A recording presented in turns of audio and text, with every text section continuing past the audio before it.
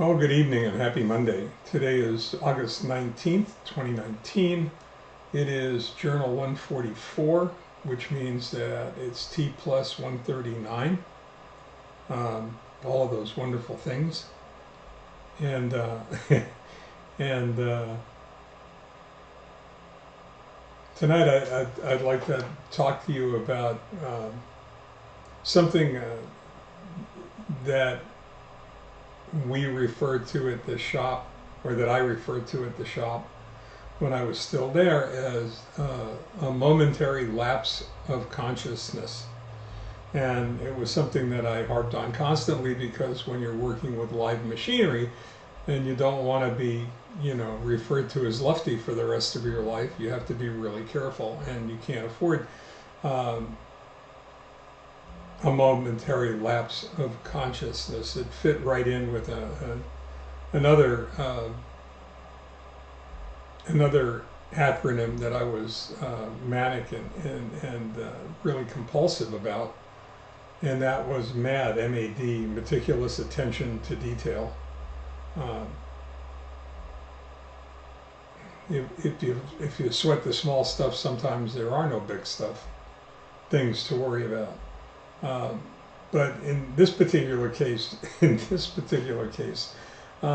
probably shouldn't even tell you about it, because it's almost embarrassing. We had a nice day yesterday. It was a full day. We got to visit with some relatives who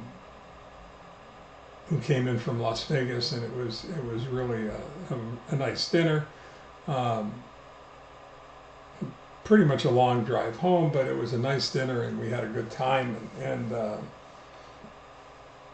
pretty much had a back room all to ourselves.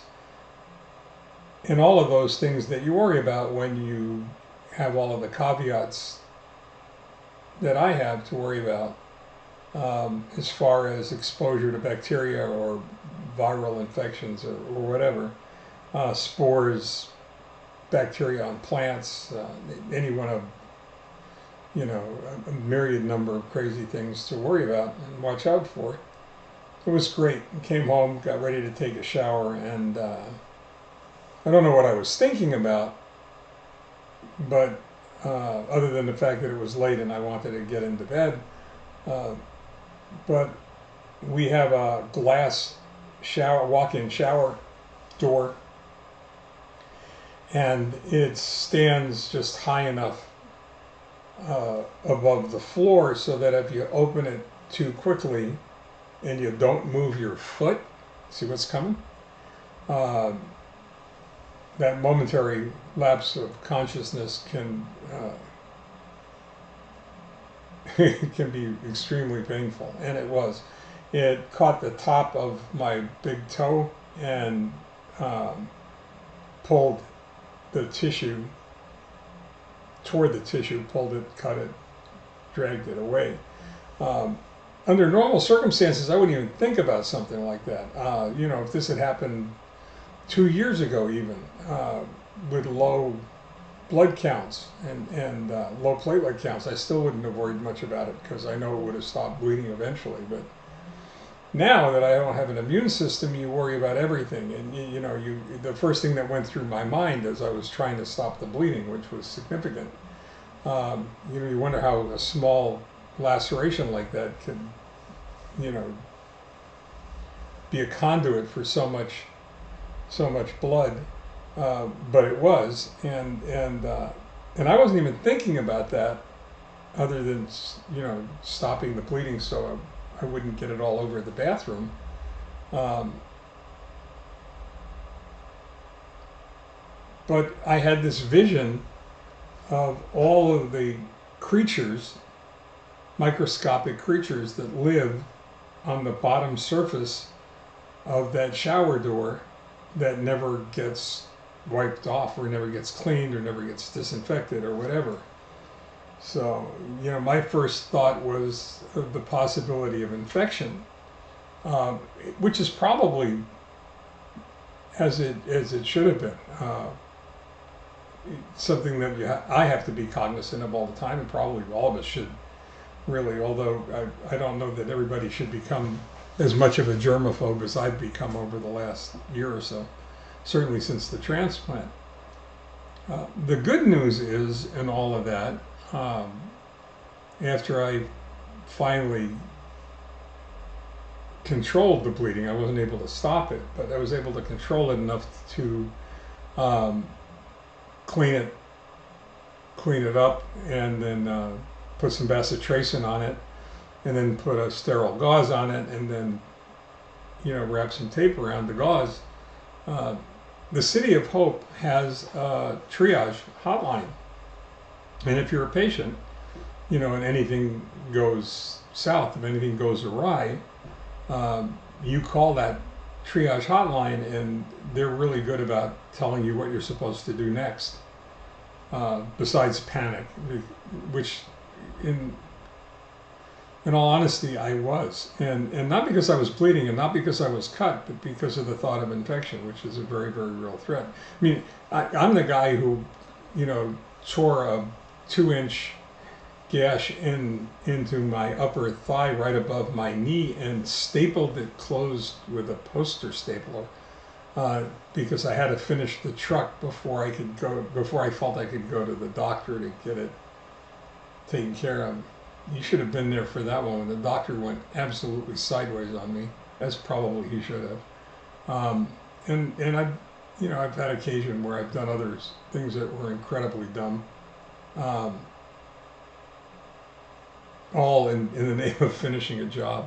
I could say most of the dumb stuff I've ever done was to finish a job on time, so a customer wouldn't be disappointed.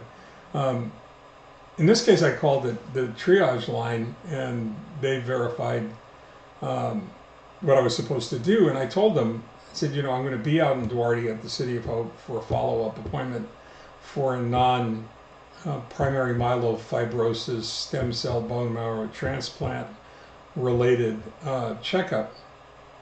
And they said, you know, call your nurse practitioner, you know, call your doctor, your hemonc doctor, and get a hold of your nurse practitioner, because my hemonc doctor had just left for a vacation, and I'm sure they're going to want to see it and figure out what to do. I got to tell you something, it's really reassuring, especially when you're panicking about something like infection or, you know, bacteria or possibility of some kind of really weird viral infection, that the people around you don't panic. And the people at City of Hope were great. They said, come in the morning, don't worry about it, you know, get here a little bit early, we'll take a look at it and we'll see what to do. So I got there early. I got there an hour before, we got there an hour before my appointment, my scheduled appointment, and my NP, my nurse practitioner, was able to see me and told me that I needed to come back after my appointment, so because they wanted me to see a wound specialist to make sure that the wound specialist concurred with what I'm supposed to do. You know, now I've got antibiotics, I've got Betadine, and I've got to soak the toe in Betadine, and they did tell me I could wash it. It was surprising to me, but they did tell me that I could go ahead and take a shower and not scrub it, obviously, because there's a big gash there, but to just let the, you know, soapy water run over it, and then soak it in Betadine, and then bandage it, and which is, you know, obviously, which is what I'm going to do because they told me to do it. If they told me to hang from the ceiling like a monkey in the jungle or crawl on my belly like a reptile, I would do it. I mean, I wouldn't even hesitate. I'd say, okay, fine, where? You know, just point, and I'll do whatever you tell me to do. It goes along with my commitment to be the most compliant patient they have ever had, if not probably the dumbest for allowing something like that to happen, because I wasn't conscious. I wasn't paying attention. I was, you know, I was thinking about other things. Something I promised myself would not happen again until I was pronounced cured, if I'm fortunate enough to get that far in treatment. And I think, you know, I believe I will. You know, the power of positive thinking, mind-body connection. I know I'm going to get through this. I know I'm going to get to the 2-year anniversary and have my doctor say, you're good, go away. I don't ever want to see you again, except for next year, of course, but we'll see about that. So here's 2 things for you to think about. The first is meticulous attention to detail. It'll pay dividends in every aspect of your life. There are people who'll tell you not to sweat the small stuff and that everything is small stuff. I'm not sure that that's true. There's plenty of small stuff out there. If you sweat it and it goes away, it'll never become big stuff and you'll be all right. It'll serve you well.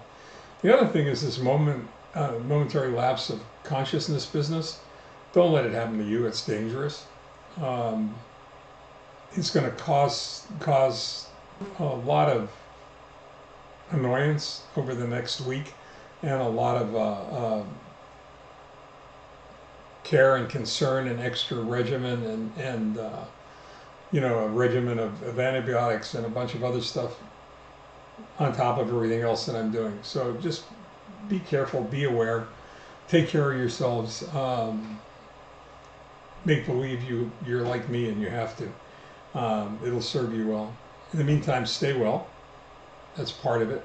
And take care. That's the other part of it. And I'll see you tomorrow.